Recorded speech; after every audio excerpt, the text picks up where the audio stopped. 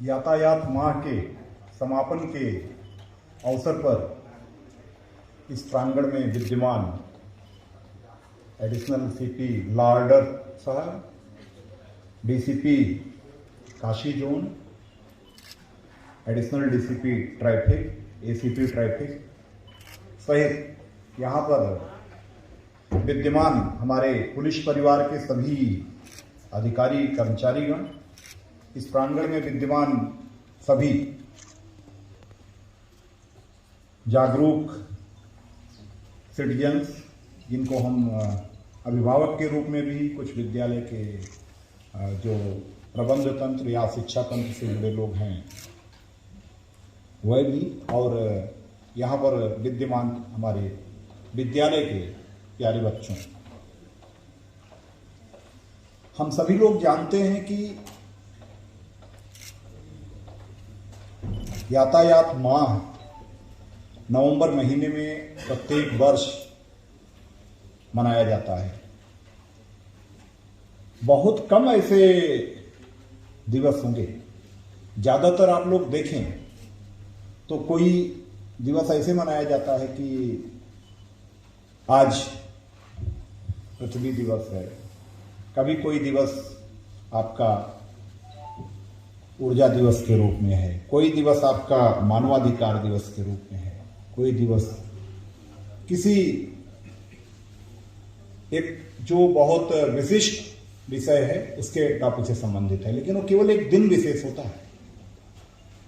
कभी इस बारे में आप लोगों ने विचार किया या नहीं मुझे नहीं मालूम, लेकिन मैंने जो सोचा पाया कि ये इकलौता ऐसा है विषय जो पूरे माह के रूप में मनाया जाता है, यानी और किसी भी विषय से ज्यादा प्रासंगिकता आपके इस यातायात की है। यानी हर दिन हमारे लिए एक दिन के रूप में याद करने के लिए, उसको जागरूक करने के लिए रखा गया है, लेकिन यातायात को पूरे माह भर जागरूक आप लोगों को करें। इस दौरान भिन्न भिन्न कार्यक्रम गोष्ठियां की जाती हैं, वो हुई भी होंगी आप सभी लोगों के द्वारा, पुलिस परिवार के द्वारा।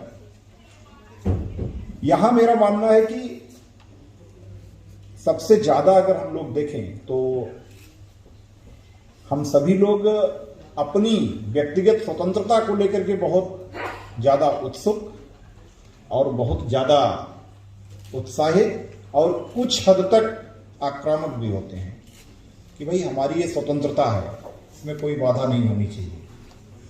स्वतंत्रता का अर्थ कुछ भी कार्य करना नहीं होता। स्वतंत्रता का अर्थ हमेशा, जो आप परिभाषा स्वतंत्रता की कहीं भी, चाहे किसी शब्दकोश में देखेंगे या किसी आप विद्वज्जन से प्राप्त करेंगे, तो नियमों कानूनों के दायरे में, चाहे वो नैतिकता के नियम हो चाहे वैधानिक नियम हो, उनको पालन करते हुए जब आप अपने व्यक्तित्व का, अपने वैयक्तिक परिवार का, समाज का या राष्ट्र का जो विकास है उसमें जब भागीदार बनते हैं तो वो स्वतंत्रता कही जाती है। यानी कि आपको नियमों कानूनों के दायरे में बंधे रहना होता है। स्वतंत्रता का यही अर्थ है। स्वतंत्रता का अर्थ स्वच्छंदता नहीं होता। वही बात ट्रैफिक पे लागू होती है। जब आप रोड पर जाते हैं, आप नियमों कानूनों के दायरे में चलते हुए वाहन चलाने के लिए स्वतंत्र होते हैं, और जैसे ही उनका वायलेशन करते हैं तो आपके मन में जो एक पहली बात आती है वो नकारात्मक को यही आती है कि कोई पुलिस वाले ने तो देख नहीं लिया, या कहीं पर पकड़े तो नहीं गए सीसीटीवी कैमरे में, चालान तो पीछे से नहीं आ जाएगा। मेरा मानना है ये भय, मतलब ये बहुत बाह्य भय है और बहुत कम प्रभावी है। सही रूप में इससे होने वाले जो इसके दुष्परिणाम हैं, जब आपको उनके बारे में अंदर से अनुभव हो कि अगर ये दुर्घटना के शिकार हम हो रहे हैं, या जैसे हम स्वच्छंदता से वाहन चलाना चाह रहे हैं, अगर यही स्वच्छंदता से सामने वाला भी यही काम कर रहा हो, तो निश्चित रूप से ये हमारे लिए या उसके लिए या किसी तीसरे के लिए भी जानलेवा हो सकता है। ऐसी स्थिति में आप निश्चित रूप से इस तथ्य पर विचार करें कि हम जब वाहन चला रहे हैं तो नियमों कानूनों का पालन अवश्य करें। यातायात माह एक महीने के रूप में मनाया गया है, लेकिन यातायात तो हमेशा होता रहता है, हमेशा चलता है। यानी आपको 30 नवंबर के बाद इसे विस्मृत नहीं करना है, बल्कि इस दौरान जो आपने अतिरिक्त उत्साह दिखाया है, जो आपके अंदर इसको लेकर के एक जागरूकता का भाव आया है, उसको और ज्यादा बढ़ाना है और लोगों तक पहुंचाना है। यही यातायात माह के मनाए जाने का मुख्य उद्देश्य होता है। हमारे देश में सड़क दुर्घटना में प्रतिवर्ष लगभग एक आंकड़ा है, कोई बहुत क्लियर नहीं है क्योंकि आंकड़ों में उतार चढ़ाव होता रहता है हर वर्ष, लगभग 5 लाख के आसपास लोग दुर्घटना के शिकार होते हैं और इनमें एवरेज 2 से 3 के बीच में लोग अंतिम रूप से प्रस्थान कर जाते हैं।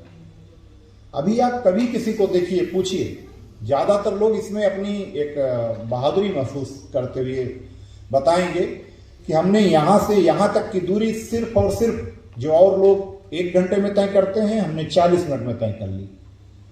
मतलब एक बार उनके अंदर बहादुरी वाला भाव आता है। तो मेरा अपना मानना दूसरा है इसमें कि अगर उन्होंने 60 मिनट की दूरी 40 मिनट में तय कर ली, तो इसका मतलब यह है कि उन्होंने अपनी जिंदगी में भी अगर 60 साल लिखे हैं आगे, तो उन्होंने पहले से ही मोहर मार ली है कि जरूरत पड़ने पर वो 6 घंटे में भी फिनिश करने के लिए तैयार थे।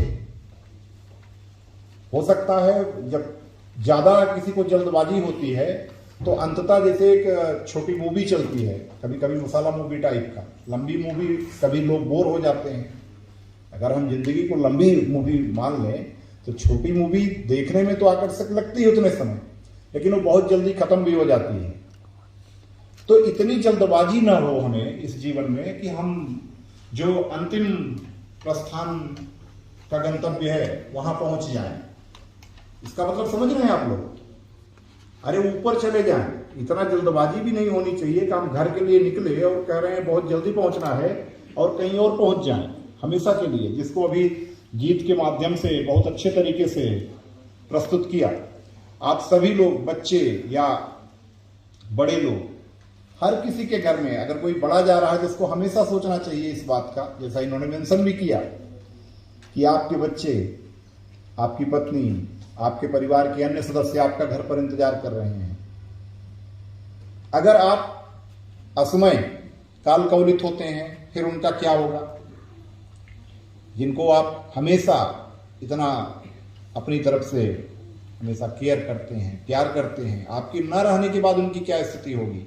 अथवा बच भी गए आप तो पता चला कि उनकी वो स्थिति आ गई कि जो कुछ भी घर में है उस दुर्घटना में ही सब कुछ उन्होंने अपना लगा दिया आपको ठीक कराने के लिए, फिर भी आप पूरी तरह ठीक नहीं हुए, यानी तब भी स्थिति वही आई। और बच्चों के लिए तो ये मैं हमेशा कहूंगा कि बच्चे तो सभी, हर कोई जानता है, देश के भविष्य हैं, लेकिन सबसे ज्यादा दिक्कत बच्चों से ही शुरू होती है।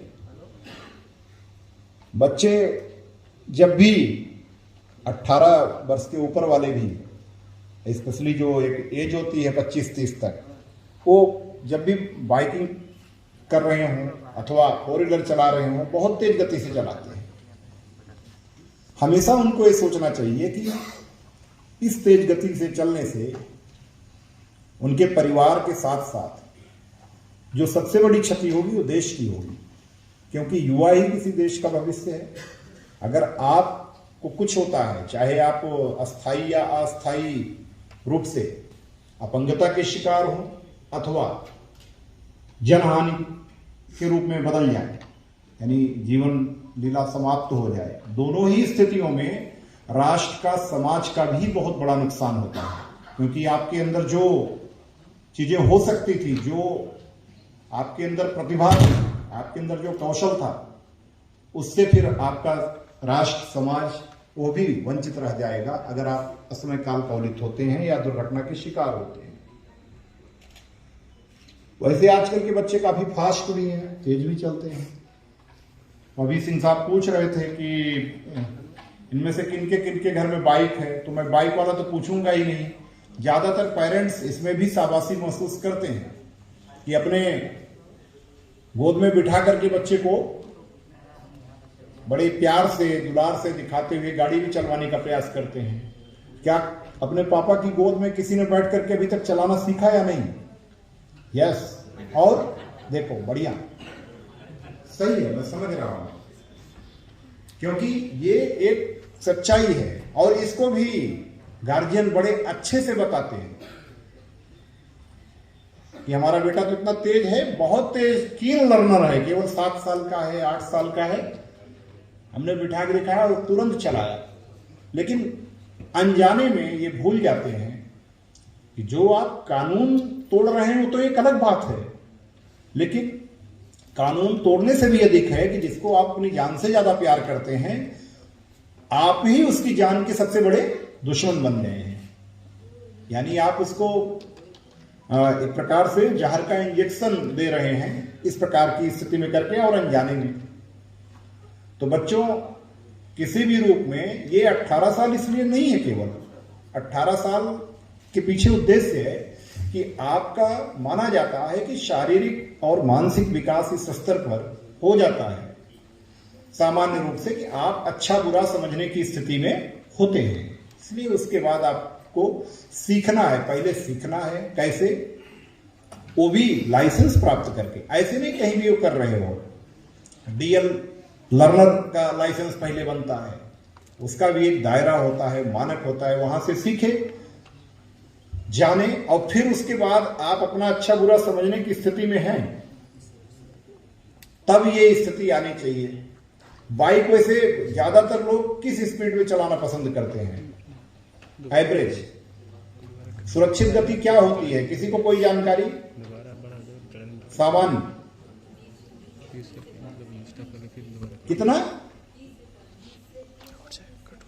30 से 40। बढ़िया, 40 के रेंज तक मानो कि आप माना जाता है कि सामान्य गति है, आप चल रहे हो। यहां आप अपना बचाव भी कर सकते हैं, सामने वाले अगर अचानक कोई आया तो आप धीरे धीरे रुक सकते हैं, उसको बिना दुर्घटना पहुंचाए हुए। सबसे ज्यादा दुर्घटना होती क्यों है? 3-4 पॉइंट्स लोगों ने मेंशन किए, वही सब कारण है कि हम नशा करके गाड़ी चलाने के कारण ही सबसे ज्यादा दुर्घटनाएं होती हैं, चाहे 4 व्हीलर का हो चाहे 2 व्हीलर का हो। भविष्य में, और मुझे लगता है कि ये कानून बनेगा और बनना चाहिए कि अगर शराब पी करके लोग गाड़ी चला रहे हैं, चाहे 4 व्हीलर चाहे 2 व्हीलर, तो वो अगर दूसरी बार शराब पी करके पुष्टि हो, जांच में पाए जाए व्हीकल चलाते हुए, तो उनका आजीवन निरस्त हो जाना चाहिए लाइसेंस। ये होना चाहिए, क्योंकि अनजाने में आप शराब पी करके गाड़ी चला रहे हैं, अपनी जिंदगी ही नहीं, पता नहीं किस और की जिंदगी को जोखिम में डाल रहे हैं, चाहे वो बस ट्रक ड्राइवर हो, चाहे वो 4 व्हीलर में लग्जरी गाड़ियों के, सामान्य गाड़ियों के, अथवा 2 व्हीलर से। सबसे ज्यादा जो दुर्घटनाएं होती हैं चालकों के द्वारा, चाहे 2 व्हीलर चाहे 4 व्हीलर की, उनमें सबसे बड़ी जो अभी तक की आंकड़ों के हिसाब से स्थिति है, उसमें 80% से ज्यादा वो नशे की हालत में चलाने वाले होते हैं। उसके बाद जो, जैसा कि हमारे सिंह साहब ने बताया, कान में मोबाइल लगा करके या जो कान में गाना सुनते हुए लगा करके, पता ही नहीं चलता कि उनको पीछे से हॉर्न बज रहा है या सामने वाला भी कोई है, वो अपने उसमें खोए हुए हैं। ये प्रवृत्ति भी लॉन्ग टर्म में हतोत्साहित होनी ही चाहिए। ट्रैफिक वाले तो करते ही हैं, लेकिन अंदर से भी फील होना चाहिए। सबसे बड़ी चीज यही है, जो बच्चे पढ़ाई में ठीक होते हैं, आप सबके बीच में कुछ बच्चे ऐसे होंगे जो पढ़ाई में काफी अच्छे होते हैं, और कुछ ऐसे होते हैं जो इस डर से पढ़ते रहते हैं कि मम्मा पापा नाराज होंगे या घर वाले। दोनों में अंतर क्या होता है, कभी सोचा है? अंतर सिर्फ बहुत छोटा सा होता है दोनों में। जो बच्चा पढ़ाई में बहुत अच्छा होगा या बहुत कीम तरीके से आप देखते हैं पढ़ता है, उसके मन में केवल एक फीलिंग रहती है हमेशा, कि उसके अंदर से ये भाव आ जाता है, स्वतः ये भाव जागृत हो जाता है कि हमारे माँ बाप हमारे लिए ये कर रहे हैं या गार्जियंस कर रहे हैं, अथवा हमें कोई निगेटिव भी कर रहा है तो भी हमें उसे गलत सिद्ध करके दिखाना है कि हम सही कर सकते हैं, और प्रशंसा भी इसके बदले में हमेशा मिलती है। तो वो बहुत उत्साह से, उत्सुकता पूर्वक उस कार्य को करता है। यही अंतर होता है। बाकी मेरा मानना बुद्धि विवेक का स्तर सबका लगभग बराबर होता है, 19-20। दूसरा कौन होता है? जो थोपा गया होता है कि नहीं वैसे तो घर पे जाके टीवी पे मस्ती करेंगे या भाग जाएंगे, घूमने टहलने चले जाएंगे, बस पढ़ाई को बोझ के रूप में लिया, तो वो अपने आप पीछे होगा। वही बात अंतर यहां भी लागू हो जाती है, क्योंकि अगर आप यातायात को अंदर से महसूस करें कि इसके जो नियम हैं वो हमारे फायदे के लिए हैं, जब तक ये अंदर से न महसूस हो, या शराब पी करके हम गाड़ी चला रहे हैं तो इससे न केवल हम अपना बल्कि और लोगों का भी जीवन खतरे में डाल रहे हैं। जब ये अंदर से खुद महसूस हो जाएगा तो मेरी समझ से तब आप अपने आप सही स्थिति में आ जाएंगे। काफी बातें सारे लोगों ने बता दी, और अतिरिक्त मुझे कुछ नहीं जोड़ना है, सिवाय ये कहने के कि आप सभी बच्चे देश के भविष्य हैं, अपने माँ बाप के ही नहीं भविष्य हैं बल्कि देश के भी भविष्य हैं। हम सभी के लिए आप सभी लोग बहुत बड़ी पूंजी हैं जो भविष्य के निवेश के रूप में आएंगे। तो अपने परिवार को भी आप लोग हमेशा मम्मी पापा को, चाचा को, घर में जो हों उनको भी जागरूक करें और खुद भी जागरूक रहें। अगर वो कहते भी आओ गाड़ी सिखा दे तो आप बताएं कि नहीं, हमें तो 18 साल होने के बाद सीखना है, हमें उसके पहले सीखना ही नहीं है, चलाना ही नहीं है, क्योंकि ये हमारे लिए कहीं ना कहीं से जानलेवा हो सकता है। बच्चों, अंत में 2 लाइन आपके लिए, स्पेशली बच्चों के लिए ये बताते हुए कि आप वाकई देश का भविष्य हैं और आपको इस बात को हमेशा महसूस करना है। हम अपनी वाणी समाप्त करेंगे। दिनकर जी ने बहुत अच्छी, चूंकि हम सभी लोग तो धीरे धीरे एक अवस्था विशेष में, आधा आप एज में आए, उसके बाद फिर आगे बढ़े, यानी हम लोगों की तुलना में आपका जितना एज गैप होगा, अगर कोई बच्चा मान लो हम लोगों से 25 साल, 30 साल, 35 साल, 40 साल छोटा है, जितना जो छोटा होगा उतना ज्यादा उसका अभी कैपिटल इन्वेस्टमेंट बचा हुआ है, निवेश बचा हुआ है, हम लोगों की तुलना में ज्यादा उसकी पूंजी है। तो इसलिए भविष्य आप पर निर्भर है। तो दिनकर जी ने कहा है, हम यहां उपस्थित बाकी बड़े लोगों की तरफ से बच्चों को ये कहना चाहेंगे, सेनानी करो प्रयाण भय, सेनानी करो प्रयाण भय, भावी इतिहास तुम्हारा है, ये नखत अमा के बुझते हैं, सारा आकाश तुम्हारा है।